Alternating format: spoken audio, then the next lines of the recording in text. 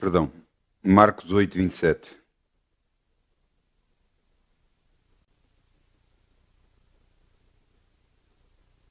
Vamos abrir em Marcos 8, 27.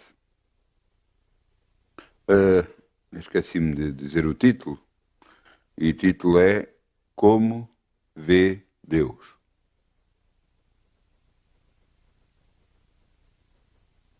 Como vê Deus.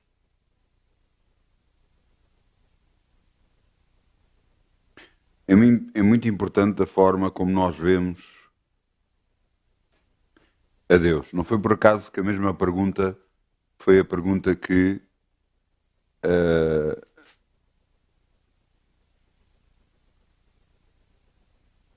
foi a mesma pergunta que Jesus fez em Marcos 8, 27.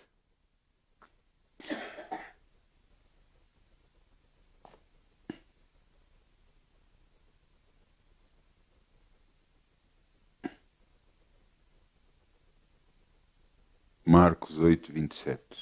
Diz aqui, portanto: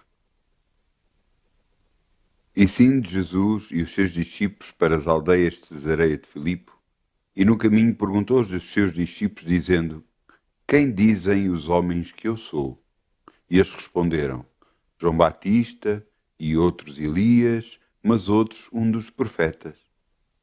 Mas ele lhes disse: Mas vós, quem dizeis que eu sou? E respondendo Pedro lhe disse: Tu és o Cristo.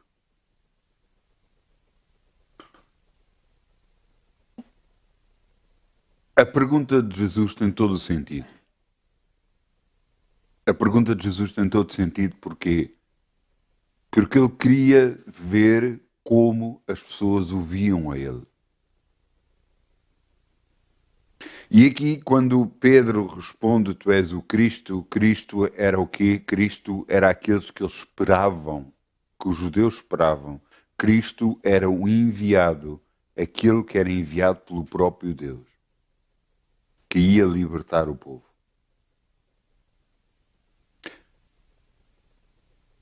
Perante o conhecimento de tudo isto, os discípulos, aqueles que andavam mais próximos de Jesus, tinham uma forma de ver Jesus, e aqueles que estavam mais afastados, aqueles que toda a gente o via e o conhecia, tinham uma forma de ver Jesus diferente. E é aqui que vai depender de nós. Vai depender de nós, estamos mais próximos ou mais afastados de Deus, para ver como é Deus para nós. Para aqueles que estavam mais afastados, eles diziam que era como João Batista veio, diziam que era como um Elias, que era um profeta de Deus, ou um dos outros profetas. Mas aqueles que estavam mais próximos de Jesus, aqueles que andavam mais próximos de Jesus, reconheceram quem ele era, que ele era o enviado por Deus, era o Cristo. Como é que nós vemos Deus? O que é que verdadeiramente Deus é para nós? Às vezes é uma forma errada de ver Deus, em que Deus Todo-Poderoso, e isso é a forma certa de ver, claro, mas que está lá longe, que não se importa connosco, que está só à espera que nós façamos alguma coisa de mal para nos punir. E isso é uma forma de errada de ver. A prova disso é que ele enviou Jesus. Deus Pai permitiu que Jesus, o próprio Filho, morresse por nós. E não há maior amor que este. Alguém dar o seu filho por outra pessoa. Pelo conhecimento disto, nós só por aqui saberíamos que Deus é um Deus de amor. É um Deus que está disposto a fazer tudo por nós. Às vezes a pergunta se faz ao contrário. O que é que nós estamos dispostos a fazer para Deus?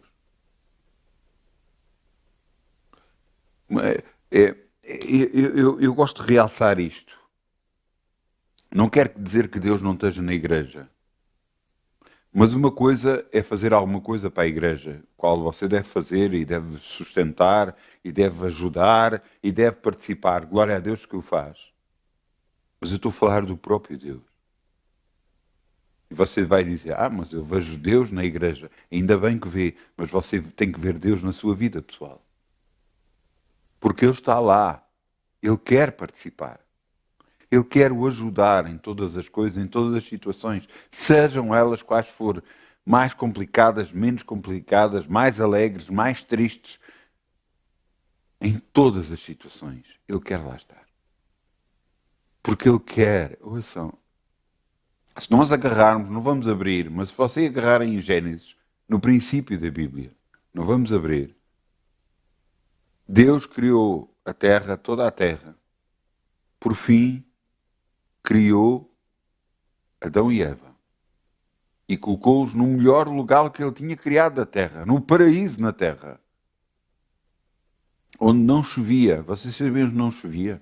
Lá, o que é que acontecia? O vapor de água levantava e regava a terra. Exatamente como os sistemas de rega que nós temos agora. Só que um sistema de rega feito por Deus. Onde havia sempre sol. Onde os dias eram sempre bonitos. Era um paraíso na terra. E Deus colocou lá o homem e a mulher, a sua criação. Ele disse para Jesus, porque ele esteve na criação, ele disse para o Espírito Santo, façamos o homem à nossa imagem e nossa semelhança. Eles não queriam fazer uma coisa qualquer. Eles queriam fazer algo parecido com eles próprios. E então homem e mulher o fizeram. Meteu no melhor lugar. E todos os dias vinha ter com ele.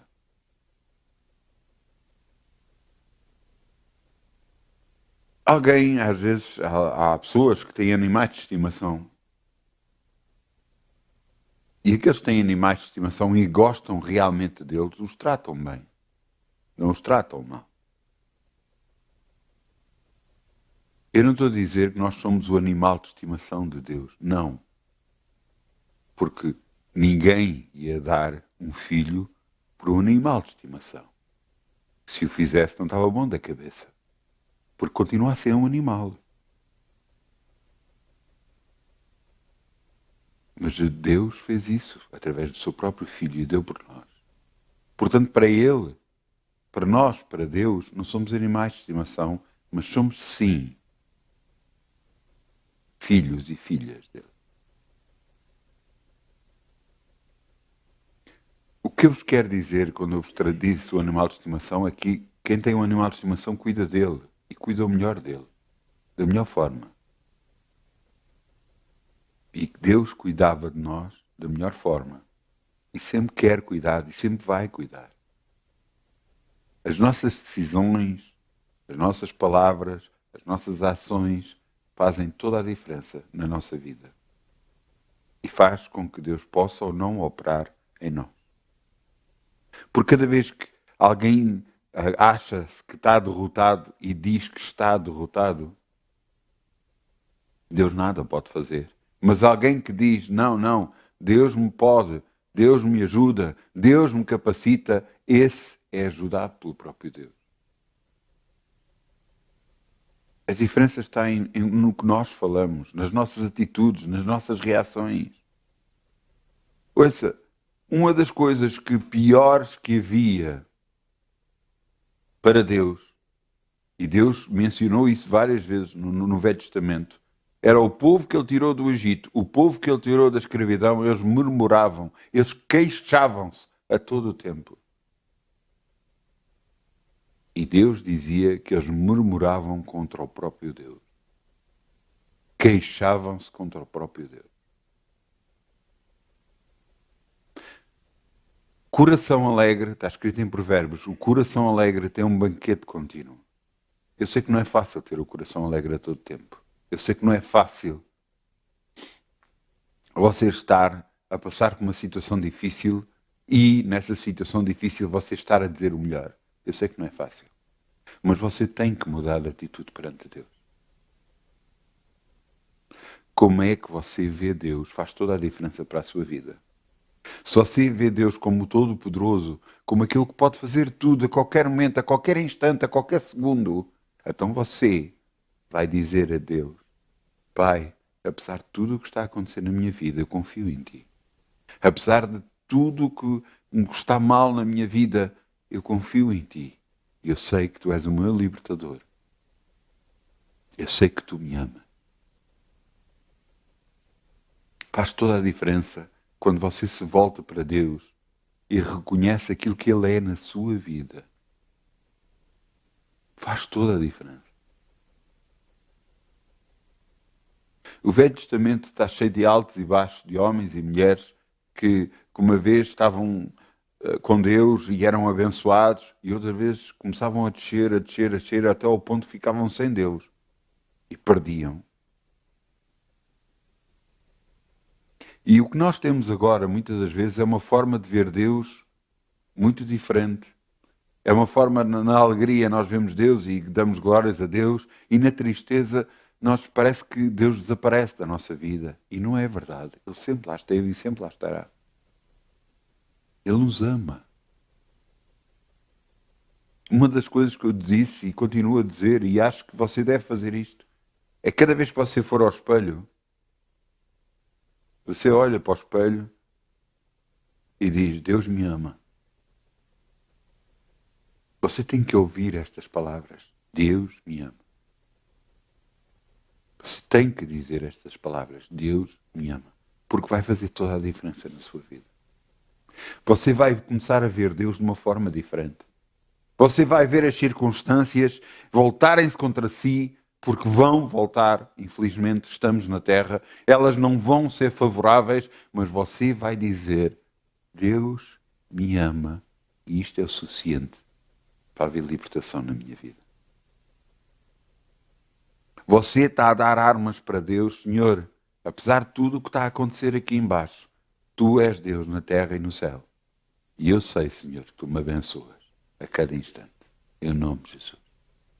Mesmo apesar de tantos erros que eu faço,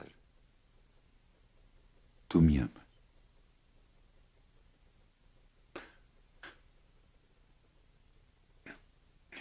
Nós temos que entender que toda a vida cristã é um processo. É giro porque nós comparamos, e é bem verdade, toda a vida cristã como um processo de crescimento, exatamente como um bebê começa nasce, depois começa a andar, começa a falar, começa a tornar-se mais criança, começa a tornar adolescente, depois vai a adulto. E nós comparamos todo esse processo realmente com um crescimento humano. E é bem verdade.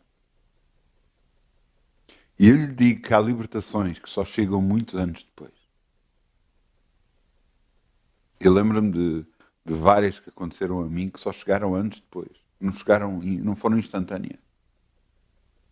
Então, mas Deus diz que nós fomos feitos uma nova criatura. Sim. Que as coisas velhas já passaram. Sim. Tudo isso aconteceu instantaneamente na nossa vida. Mas há coisas que nós não largamos da nossa vida, que temos que largar. Há coisas que ainda continuamos a agarrar e a acreditar mais nessas coisas do que em Deus. Acreditamos mais nas possibilidades que existem no mundo, nos conhecimentos humanos, do que no próprio Deus. E isso é obstáculo para a nossa vida. Para o nosso crescimento espiritual, para o nosso conhecimento mais de Deus. Porque assim nós não entendemos e conhecemos Deus, exatamente como Ele se agrada que nós o façamos. Mas fazemos o quê? Andamos como o mundo anda. Acreditando nós que temos Deus, no entanto, estamos o afastando de nós. Quando eu pergunto como é que nós vemos Deus, exatamente como Jesus perguntou aos outros, como perguntou aos discípulos como é que as outras pessoas o viam, e depois perguntou a eles como é que eles o viam. Como é que nós vemos Deus? Quem realmente é Deus para nós? O que é que Ele pode ou não pode fazer na nossa vida? Você vai dizer: não, Ele pode fazer grandes coisas. Eu sei. E agora vamos lá ver uma coisa, e você vai deixar? E você vai dizer, então, mas Ele é Deus. Como é que eu posso impedir que Deus opere na minha vida? Exatamente com o que você disse. Na sua vida. Não é a vida de Deus. Embora você tivesse dado a Ele, ainda continua na sua mão. As decisões continuam na sua mão. Aquilo que você faz, como fala e tudo continua na sua mão. Continua tudo em si. É impressionante. Deus opera assim. Eu costumo dar muito este exemplo porque eu lembro-me na tropa o que é que acontecia e então dou este exemplo e já os meus filhos dizem que já sabem tudo sobre mim, tudo o que aconteceu e tudo mais. Mas na tropa eu fui uma vez designado, estava na recruta e fui designado para irmos para a cozinha.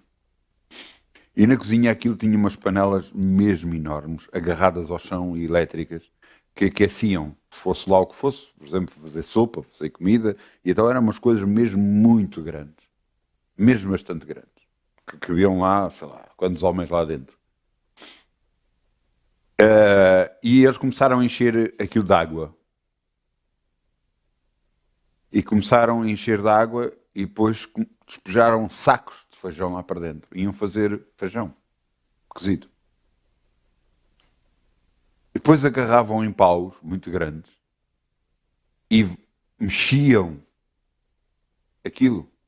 E eu fui um dos que disseram para mexer. Então eu mexia com o pau. Não sabia o que é que estava a fazer, mas mexia.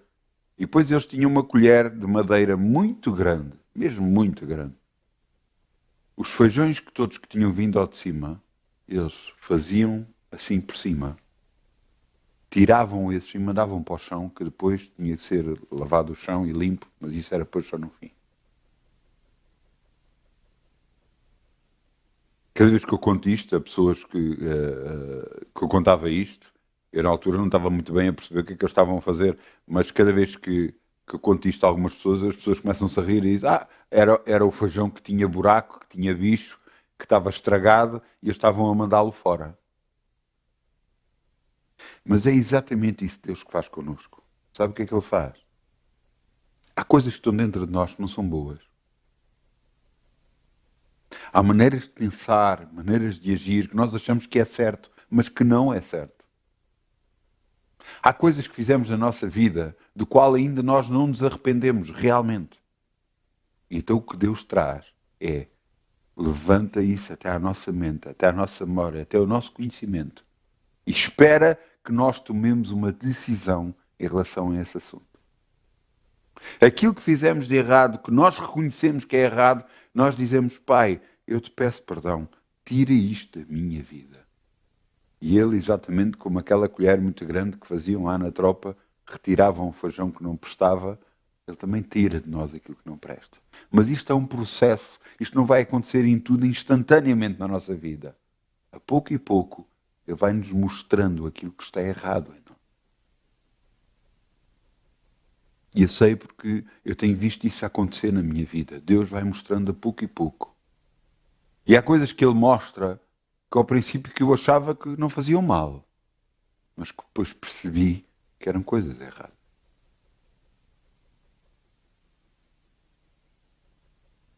Nós temos que perdoar. Você sabia que nós temos que perdoar.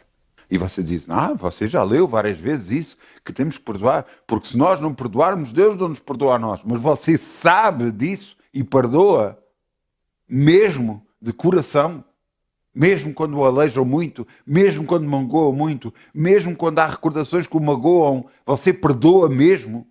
Você diz, Pai, eu perdoo estas pessoas, eu perdoo estas circunstâncias, eu perdoo tudo o que me fizeram no nome de Jesus. É que se você não fizer, Deus não perdoa assim.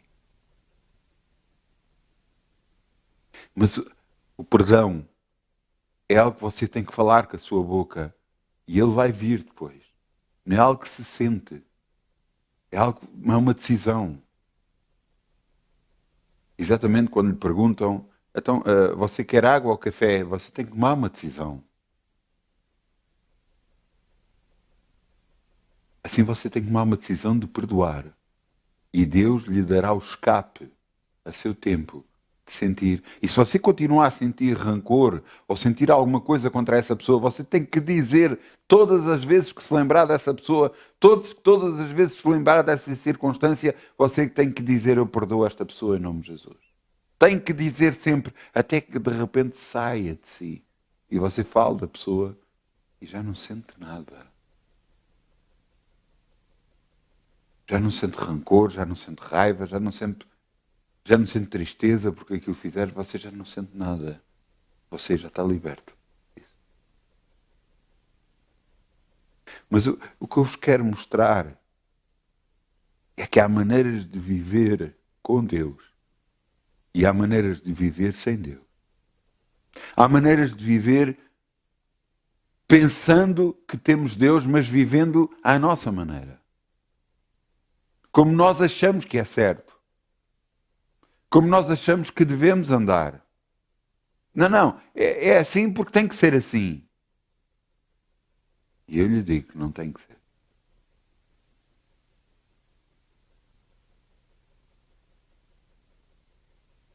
Deus o chamou para algo muito grande, para uma bênção grande na sua vida, para o abençoar a cada instante. Mas só consegue fazer isso. Só consegue fazer isso quando você diz a Ele: eis-me aqui, Senhor. Ouça, uma das... É impressionante. Eu ao princípio, quando saí da escola e comecei a trabalhar, eu comecei a trabalhar em tipografia. Tipografia, offset, é fazer o quê? É fazer aqueles folhetozinhos que vemos às vezes, que são distribuídos, aquelas folhas e tudo isso. E eu lembro-me de trabalhar, naquela altura, em tipografia, e as minhas mãos e os meus braços ficavam sujos até aqui. Com a tinta. Eu não tinha hipótese. O que fazia às vezes era, tínhamos panos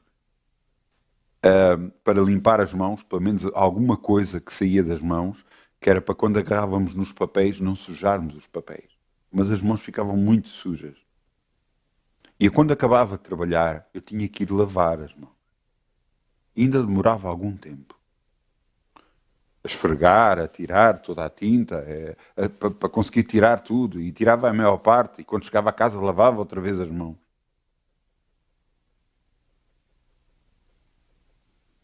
Você entende que às vezes a nossa vida está tão suja que precisa dessa limpeza? E você vai dizer: então, mas em quê? Eu não sei. Eu não sei da vida de cada um. Graças a Deus que eu não sei. Você imagina se soubesse do erro do A, do B, do C, do que é que o outro fez, do outro fez. O peso que era sobre mim era imenso. Ainda bem que eu não sei. Agora, eu lhe digo uma coisa. Se você trabalhar comigo no meu ministério e o erro que você fez prejudicar o ministério, lhe garanto que eu vou saber. E pode não ser por parte de nenhuma pessoa, o próprio Deus me revela e mostra.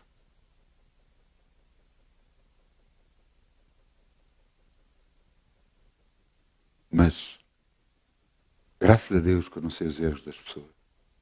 As vezes que Deus mostrou alguma coisa sobre alguma pessoa foi para ajudar essa pessoa. Foi para ajudar, não foi para condenar nunca. E nunca será para condenar. É sempre para ajudar.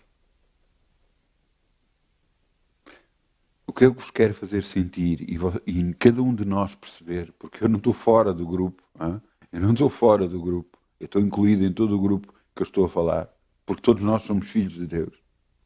É que nós temos que buscar em Deus que nos mostre aquilo que está errado em nós. Esse desejo de nós pedirmos a Deus que nos mostre o que está errado, cada vez que Ele nos mostra, nos vai fazer com que nos libertemos de tudo aquilo que não presta em nós. Exatamente como aquele feijão que não estava bom, que estava estragado, que tinha bicho, era mandado para fora. E há coisas às vezes que estão em nós que nós achamos que não faz mal. Mas não faz mal para quem? Para nós? Se calhar faz mal, muito mais mal para si do que você pensa.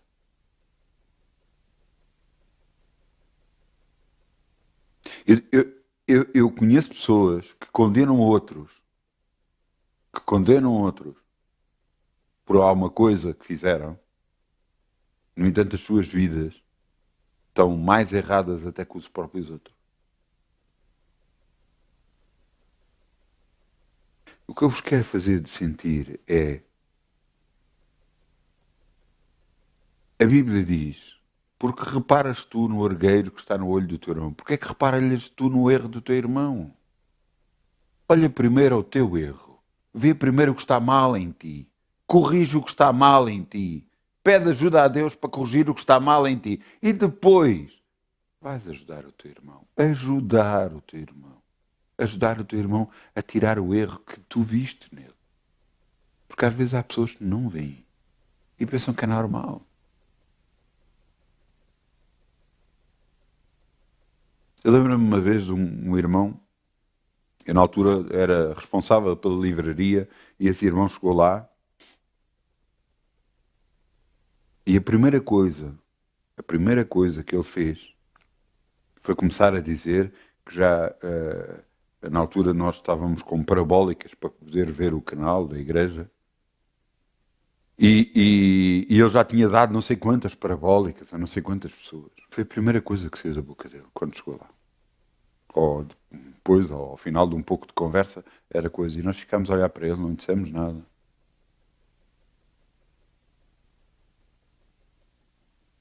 A Bíblia diz, para quando nós damos uma oferta, a tua mão esquerda não saber o que a tua direita dá. O que é que isto quer dizer? Para que as pessoas não reparem.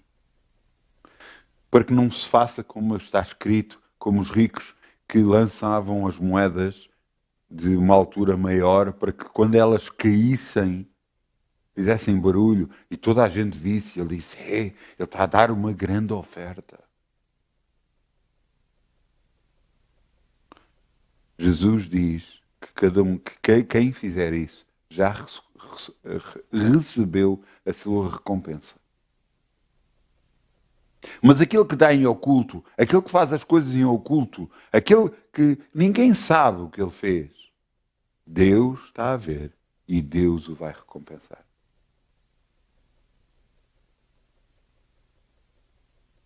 Porque a nossa forma de andar na terra tem de igual ser igual à maneira como Jesus andava sobre a terra. Então temos que andar a pé, muitos quilómetros, temos que andar... ouçam, cuidado. Jesus esteve nesta terra há 2000 anos atrás. E que eu saiba, há 2000 anos atrás não havia Ferraris.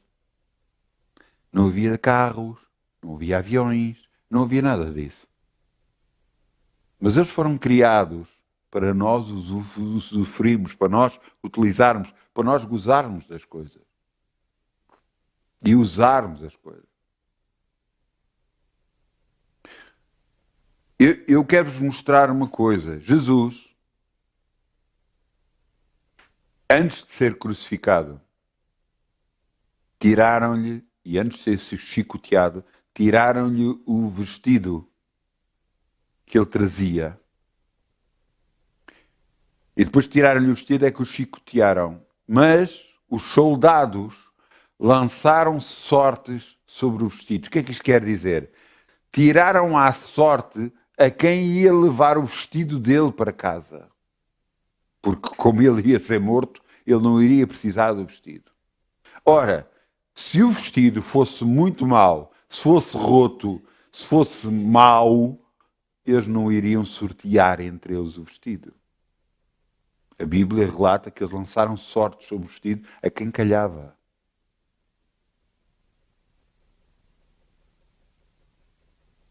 Jesus andava sobre a terra com 12 discípulos.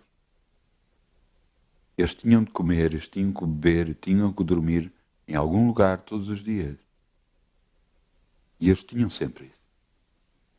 Há uma altura em que estavam 5.000 homens, fora mulheres e crianças, E os discípulos chegam ao pé de Jesus e dizem assim: manda a multidão embora, porque está-se a tornar tarde e não há de comer nem beber para eles. E Jesus olhou para os discípulos e disse-lhes: dá-lhes de comer. E eles ficaram todos aflitos. A primeira coisa que foram fazer foi ir à Bolsa das Moedas, porque eles tinham moedas das ofertas que lhes davam. E eles viram que tinham 200 dinheiros. E eles diziam: nem 200 dinheiros chega. Então Jesus tinha dinheiro.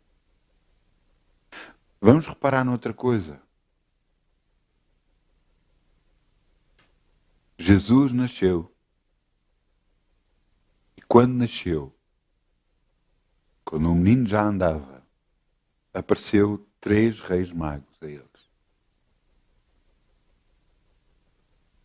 dando ouro, incenso e mirra. Tudo de grande valor. E você entende, eles reconheciam Jesus como o rei dos judeus. Eles estavam a oferecer de um rei para outro rei. Eu lembro-me de uma vez da oferta de um presidente da República português, uma oferta que ele deu a outro presidente da República de outro país. E então era um relógio. Mas não era um relógio, como nós dizemos, comprado no chinês. Era um relógio muito caro. Então, pensa um pouco. Até o que é que os reis deram a Jesus, ao rei Jesus? Ouro, incenso e mirra. Você entende? Deram-lhe muito. Jesus, quando nasceu, já era rico. Agora, com toda esta forma de ver, você entende que Jesus nunca foi pobre. Mas a Bíblia diz que ele se fez pobre, ele levou a maldição da pobreza nele, na cruz, por causa de nós. Jesus nunca foi pobre. Nunca. Sempre teve em grande suficiência. Agora que você já percebeu isso, você tem que mudar a maneira de ver tudo. Eu orei por uma pessoa há pouco tempo. Essa pessoa não se estava a sentir bem e estava com frio.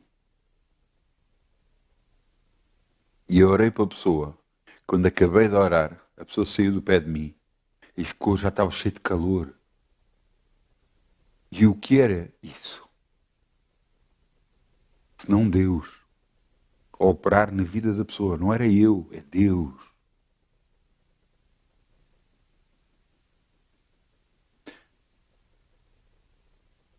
Há hierarquia na igreja. E não é por acaso que existe hierarquia na igreja. Não é por acaso que Deus escolheu uns para fazer uma coisa, outros para fazer outra, outros para fazer. E cada vez que nós oramos, quando estamos numa determinada posição, oramos para as pessoas, estamos a abençoar as pessoas.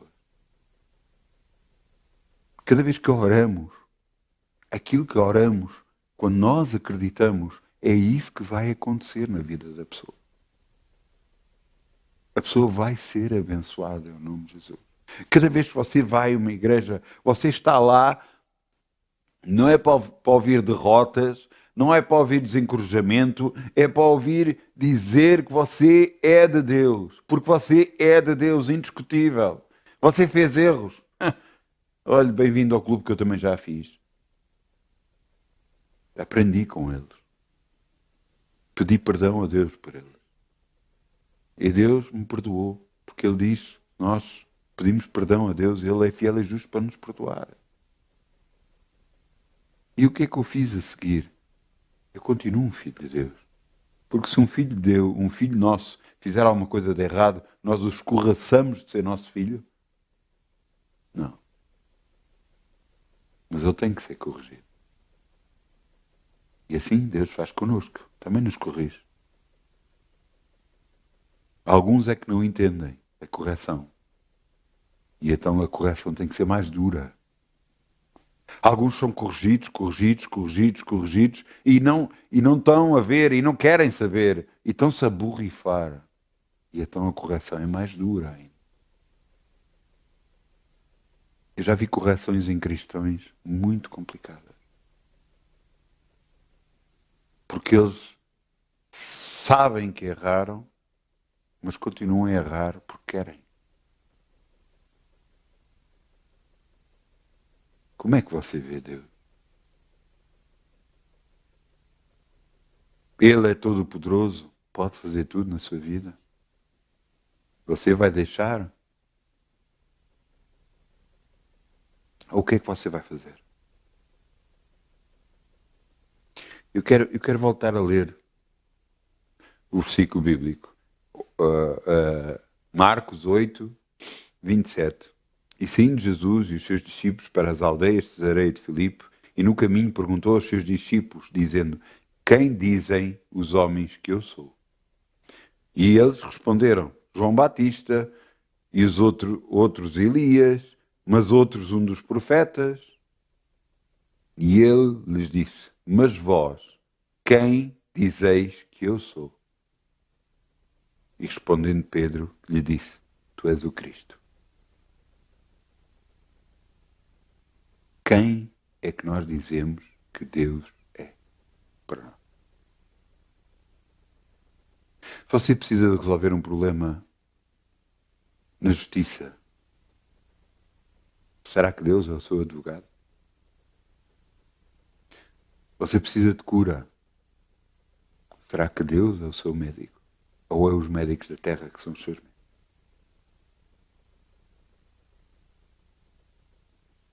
Você precisa de alguma bênção financeira. Quem é? É aquele que lhe dá dinheiro? Ou é Deus que lhe está a abençoar? Eu lembro-me sempre, já contei isto montes de vezes, mas é bom porque foram coisas que marcaram muito a minha vida. Eu queria muito um telemóvel. E esse telemóvel não tem a ser por ser um telemóvel, tinha a ver com era bom para a minha profissão. Acabava por poder ter na mão, a todo momento comigo, toda a informação que eu precisava na minha profissão. E então era uma coisa que eu gostava de ter e queria ter. E não foi fácil, naquela altura, conseguir ter aquilo.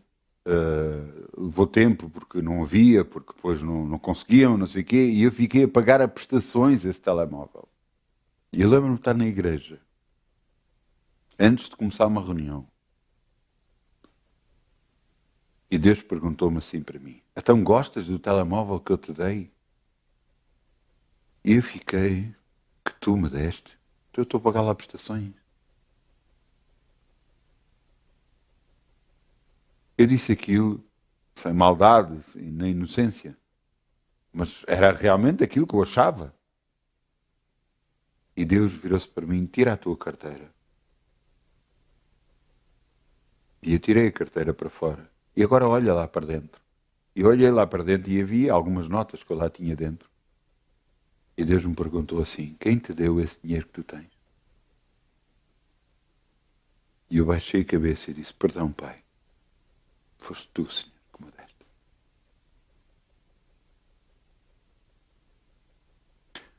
Se você tem o que tem, deve-o a Deus. Se você recebeu o que recebeu até hoje, deve-o a Deus.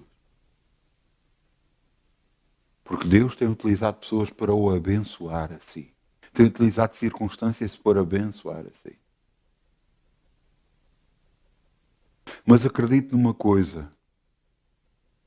Você tem que dar abertura para Deus poder operar na sua vida. Se você não dá essa abertura, Deus nunca vai fazer. Não vai conseguir fazer na sua vida. Você tem que declarar: Eu estou curado. Mas eu não me sinto. Mas você tem que falar com a sua boca: Eu estou curado, porque Jesus morreu por mim. Porque está escrito que Jesus levou na cruz todas as nossas enfermidades e as nossas dores, e pelas suas pisaduras nós já fomos sarados. Por aquilo que Ele sofreu, nós fomos sarados. E você vai dizer: Então, mas eu não me sinto curado. Eu sei.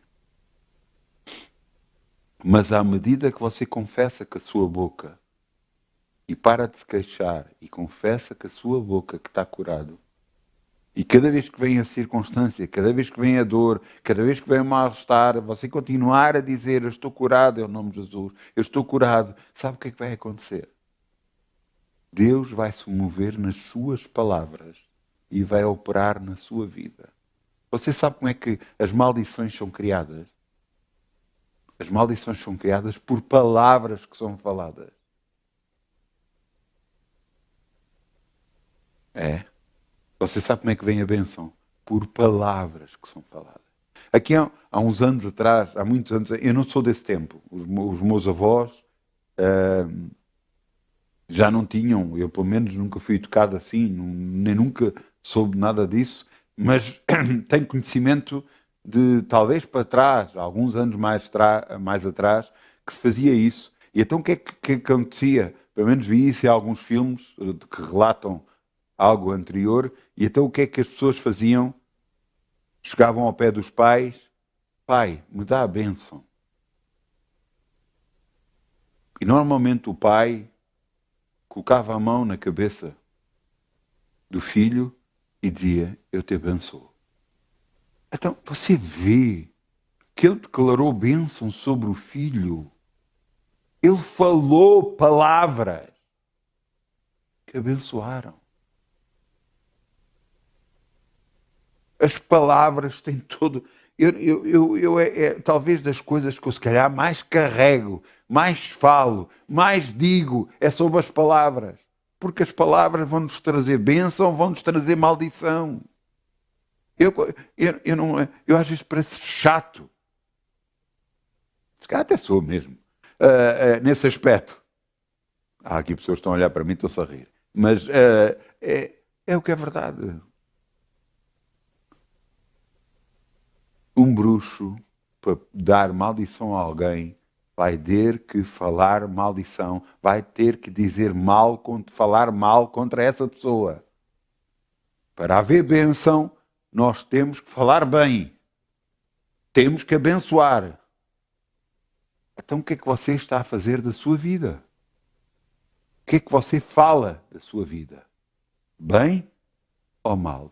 Se você fazer mal, você está a amaldiçoar a sua vida. Se você falar bem, você está a abençoar a sua vida.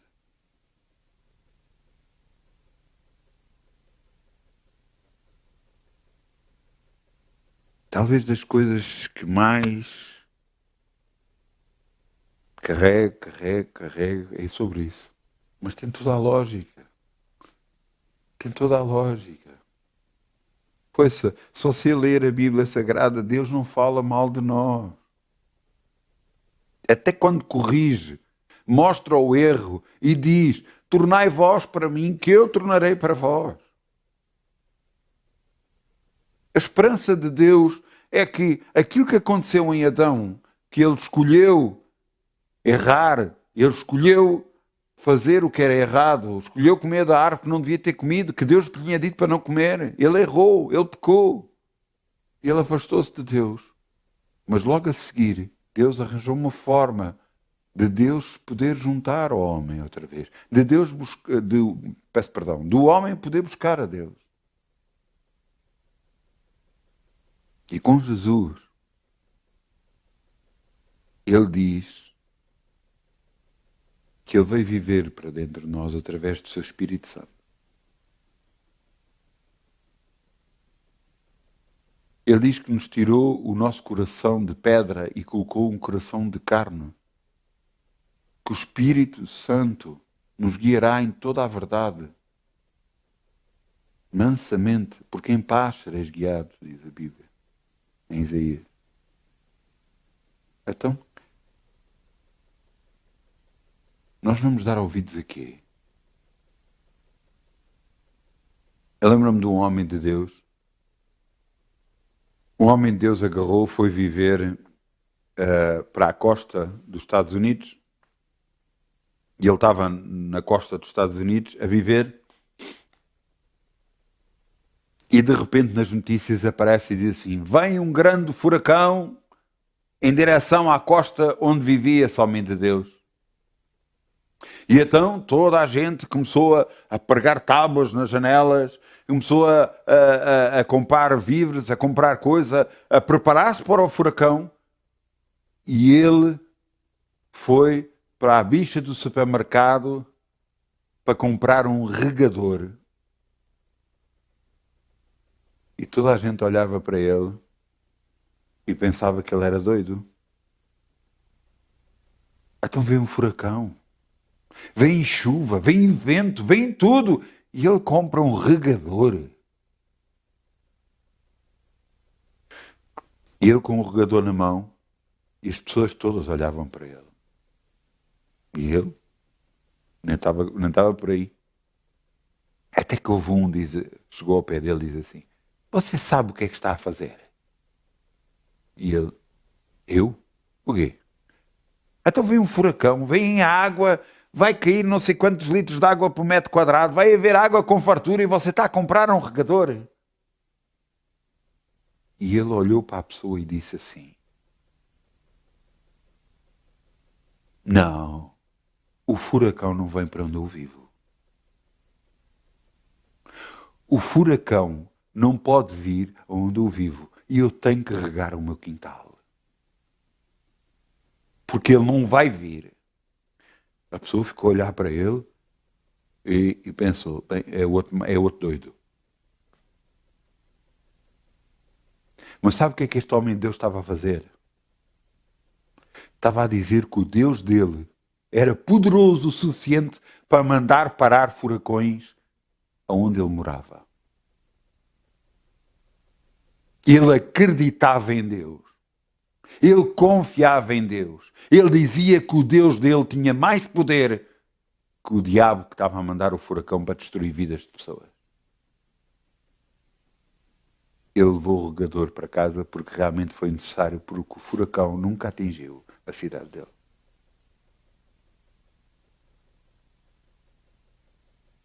Outros homens de Deus ligaram para ele: então, tu estás aí, então o furacão vai vir. E ele virou-se: não, não vai vir. Venham cá ter connosco, vamos fazer uma festa. Os outros não percebem é que nós dizemos o tamanho do nosso Deus. Nós dizemos quem é o nosso Deus. Você que está a passar por uma necessidade qualquer, será que o seu Deus não pode resolver o seu assunto? Você vai dizer: pode. Então diga a Ele isso. Diga a Deus isso. Senhor, eu creio que tu podes resolver o meu assunto. Eu creio que tu já resolveste o meu assunto em nome de Jesus. Tu és poderoso o suficiente para resolver toda e qualquer coisa. Tu és o Todo-Poderoso. Diga-lhe a Ele isso. Ele precisa de ouvir as suas palavras. Ele precisa de ouvir bênção a sair da sua boca e não maldição. Faz toda a diferença o que você fala. Faz toda a diferença o que você crê. Ouça, Jesus disse: você leia, por favor, leia. Você pode até estar tarefado com as outras coisas do mundo. Mas pare. Porque não é as coisas atarefadas, você até pode estar a trabalhar para Deus. Mas pare. Leia. Jesus curou montes de pessoas. E em todas as passagens bíblicas que nós vemos da cura de pessoas, Jesus disse: a tua fé salvou. Inclusive, uma mulher que era samaritana. Você não sei se sabe, mas os judeus e os samaritanos não se davam. Não gostavam uns dos outros. No entanto, uma mulher samaritana veio pedir pela cura a Jesus pela filha. E Jesus disse: não é bom tirar das pessoas e dar aos cães. Quem ouvisse isto disse: Jesus estava a ofender a mulher.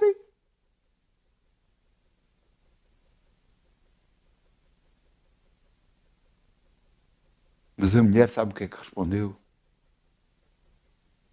A mulher disse: mas os cães comem das migalhas dos seus donos. Jesus olhou para ela e disse: a tua fé te salvou. Vai que a tua filha está curada. Ela disse: Jesus, eu não preciso de muito. Eu só preciso de umas migalhas do teu poder para que a minha filha seja curada. Você só precisa de umas migalhas do poder de Deus para a sua vida. Você está disposto a isso? Está disposto a humilhar-se perante Deus? Para que a seu tempo Deus nos exalte?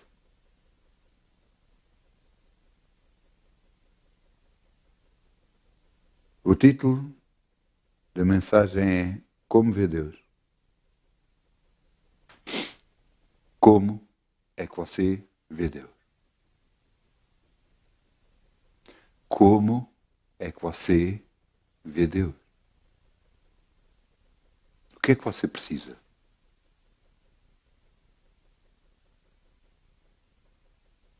O que é que você precisa?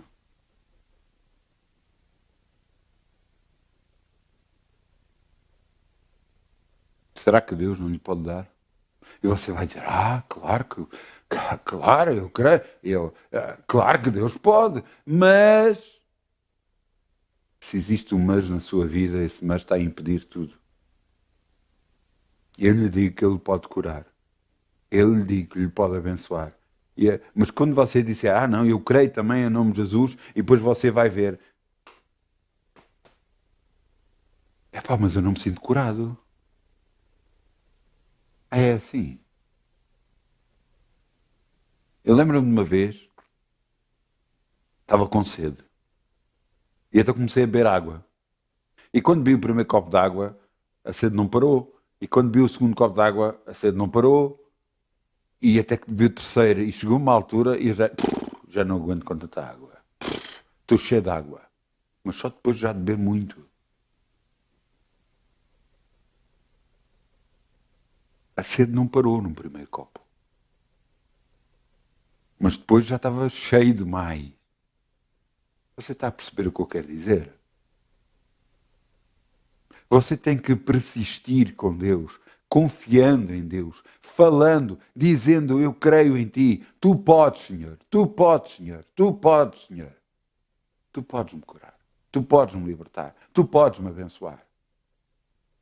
Eu posso receber esta bênção, porque tu podes. Como é que você vê Deus?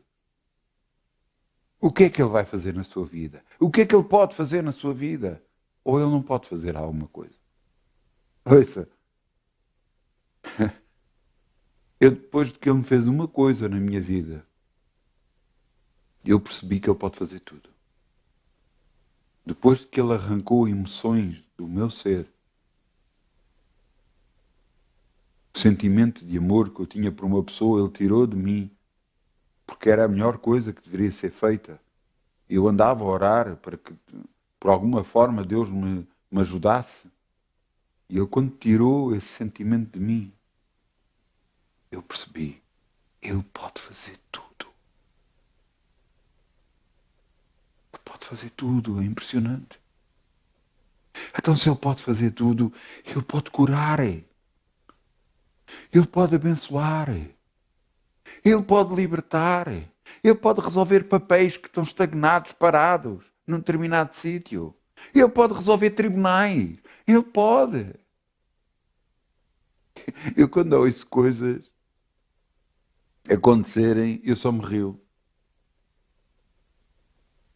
Houve um dado pastor que convocou outros pastores a pedir para ir orar por ele, porque ele estava com um problema financeiro muito grande.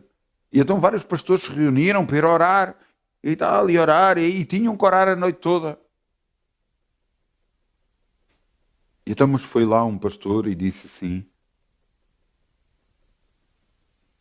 então a Bíblia diz: tudo o que pedires orando, creio que recebei, tê-lo-eis. Não é? E todos olharam para ele: sim, é o que a Bíblia diz. Então vamos orar. Pai, nós te pedimos que a vida deste irmão e a situação financeira seja liberta no nome de Jesus. Amém? E todos disseram, amém. Então pronto, vamos embora para casa. E todos ficaram assim, não, temos que orar mais. Mais para quê? Então está lá escrito, tudo o que diz orando, creio que recebereis, tê-lo-eis. E eles ficaram assim e foram para casa. Algum tempo mais tarde, o outro pastor cruzou-se com este pastor e disse, pastor, olá, como está? Você sabe da novidade? E ele virou, sei, Deus abençoou e libertou-o. Já lhe contaram! Até eles não tinham orado.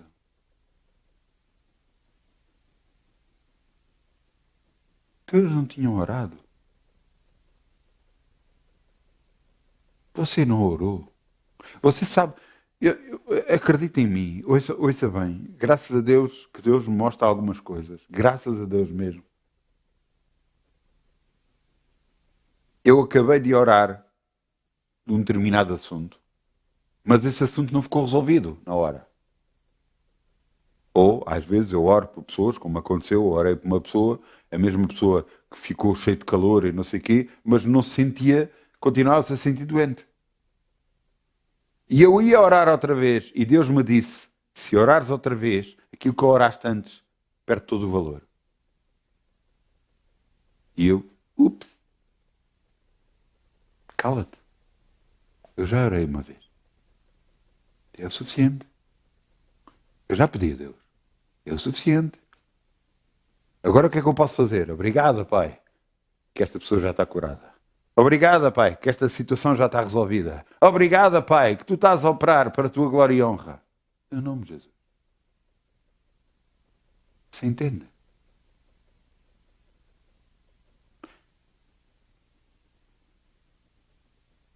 E vou-lhe dar o exemplo de uma coisa muito simples. Imagina um rei dá uma ordem. E ele dá uma ordem, olha, eu quero que agora os soldados todos usem botas vermelhas. E então prepara-se tudo para que todos usem botas vermelhas. Mas no dia a seguir ele levanta-se e diz, não, eu decidi e agora os soldados todos vão usar botas azuis. E então tudo para as botas vermelhas, volta-se outra vez a voltar a fazer tudo para que eles preparar as coisas para eles terem botas azuis. Você está a perceber? Cada vez que nós oramos em relação a algum assunto, aquilo que já tinha começado a ser feito da última vez que nós oramos e que já estava a operar em relação a esse assunto, para tudo outra vez e volta tudo a começar de novo porque nós oramos outra vez outra coisa.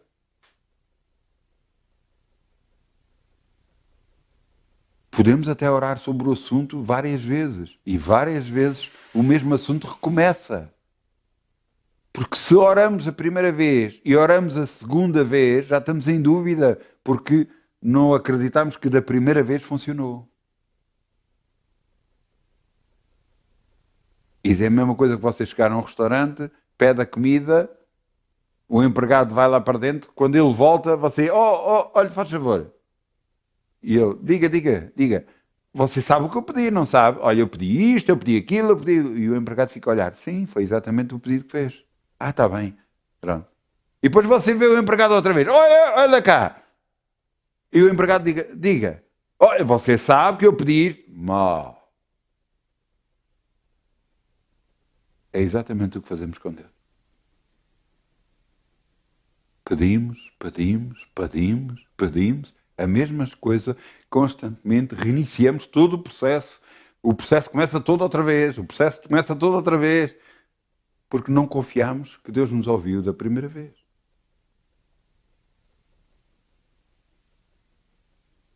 Mas não aconteceu nada. Aos seus olhos, não. Aos olhos de Deus, sim.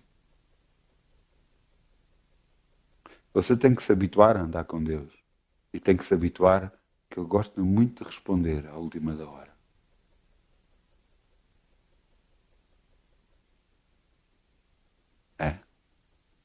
E você só tem que confiar nele. Por isso é que Jesus dizia, a tua fé te salvou. A tua confiança em Deus te salva. É a sua confiança em Deus, a sua fé em Deus, que o vai libertar do seu assunto que você orou e pediu em nome de Jesus.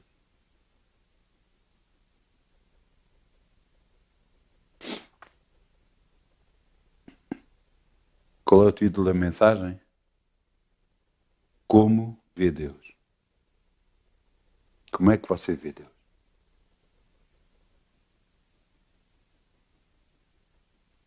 Como é que você vê Deus?